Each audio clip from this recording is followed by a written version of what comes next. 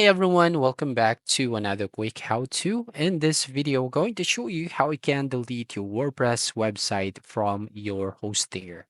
So first up, you just need to first log in with your account and Hostinger, and then here you will find your hosting plan, and your domains.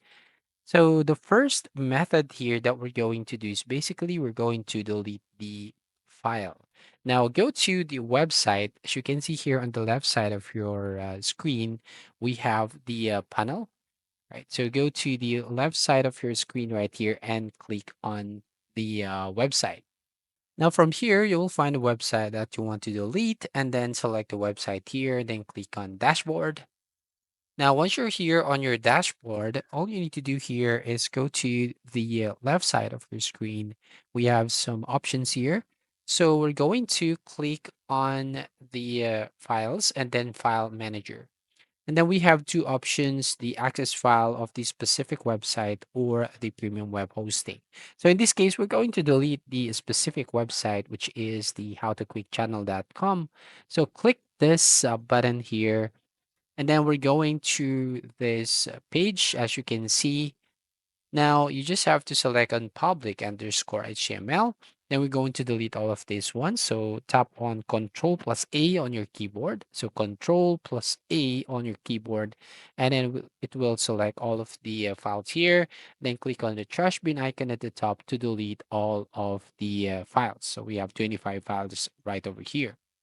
Now, once you've done, you just have to go back. You can basically close this tab. And then at the left side of your screen, we're going to select another option, which is the databases. So once you click right over here, click on management. And then here, as you can see, if you're going to scroll down, you will find the MySQL databases. So you're going to select the website here. You will find under the website tab right here. And then we're going to click on the three dots on the right side and then click on the delete button. So once you've done that, then it will basically remove all the current MySQL database on your website.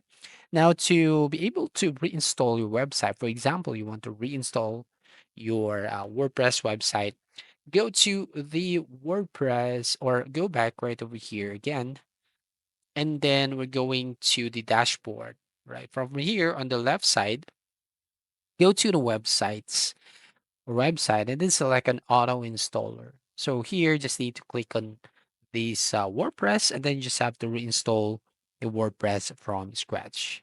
So that's all. Thank you for watching. Please like and subscribe, and see you in the next video.